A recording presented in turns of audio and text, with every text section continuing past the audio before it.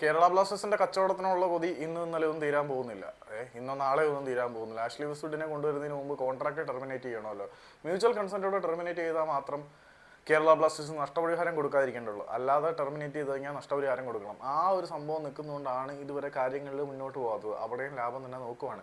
ഇനി ബംഗളൂരിൻ്റെ കാര്യം നമ്മളെല്ലാവരും പറഞ്ഞ പോലെ തന്നെ ബംഗളൂരു പുതിയ പരിശീലകനെ സൈൻ ചെയ്തിട്ടുണ്ടായിരുന്നു. നമ്മൾ ഇന്നലെ ഒരു വീഡിയോ ചെയ്തിട്ടുണ്ടായിരുന്നു ഈ പുള്ളിയെ സൈൻ ചെയ്യുമെന്ന് പറഞ്ഞ്. ആ താരത്തിനെ തന്നെ ബംഗളൂരു എഫ് സി ഒഫീഷ്യലായിട്ട് അനൗൺസ് ചെയ്തിട്ടുണ്ട്. സ്പാനിഷ് പരിശീലകനായിട്ടുള്ള പെപ് മുനോസ് ആണ് ബംഗളൂരു സൈൻ ചെയ്തിരിക്കുന്നത്. ആളിനെ കുറിച്ച് പറയാനാണെങ്കിൽ ആൾ സ്പെയിനിലാണ് ജനിച്ചത്.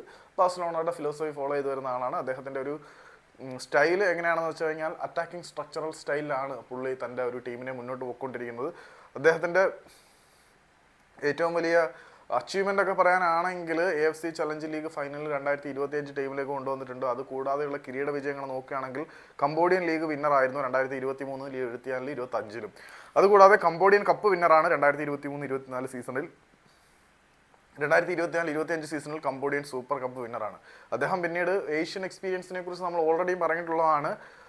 ഹാങ്ഷായ് എന്ന് പറയുന്ന ചൈനീസ് ക്ലബിനോടൊപ്പം പുള്ളി പരിശീലന കാലാവധി ചെലവഴിച്ചിട്ടുണ്ട്. പിന്നീട് സവൈറൈങ് എന്ന് പറയുന്ന മറ്റൊരു കംബോഡിയൻ ക്ലബിനോടൊപ്പം അദ്ദേഹം കാലാവധി ചെലവഴിച്ചിട്ടുണ്ട്. പിന്നെ ഷെങ്സെൻ എന്ന് പറയുന്ന മറ്റൊരു ചൈനീസ് ക്ലബിനോടൊപ്പം അദ്ദേഹം ഏഷ്യയിൽ എക്സ്പീരിയൻസ് ചെലവഴിച്ചിട്ടുണ്ട്. പിന്നെ അദ്ദേഹത്തിൻ്റെ കോച്ചിങ് ജേർണി നോക്കുകയാണെങ്കിൽ അദ്ദേഹം ഫിറ്റ്നസ് കോച്ചായിട്ട് ലെയ്നെ എന്ന് പറയുന്ന ഒരു സ്പാനിഷ് ക്ലബിലൂടെയാണ് ഒരു കോച്ചിങ് കരിയർ തുടങ്ങിയത്. പിന്നീട് അദ്ദേഹം അതേ ടീമിൻ്റെ തന്നെ അണ്ടർ-19 കോച്ചായി മാറുന്നു. ബാഴ്സലോണയുടെ അക്കാദമി ടീമിൻ്റെ അസിസ്റ്റൻറ്റ് കോച്ചായിരുന്നു. അണ്ടർ-19 ടീമിൻ്റെ അസിസ്റ്റൻറ്റ് കോച്ചാവുന്നു. ബാഴ്സലോണ B ടീമിൻ്റെ കോച്ചായി മാറുന്നു.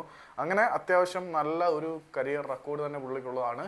ബാഴ്സലോണയുടെ സ്പാനിഷ് അല്ലെങ്കിൽ ക്യാമ്നോ ഫിലോസഫി പിന്തുടരുന്ന ഒരു പരിശീലകനെ തന്നെ ബംഗളൂരുവിന് കിട്ടിയിട്ടുണ്ട്. ആൽബർട്ടോ റോക്കെ മുതൽ തന്നെ അവർ ഈ ഒരു ഫിലോസഫിയിൽ സെറ്റാണ്.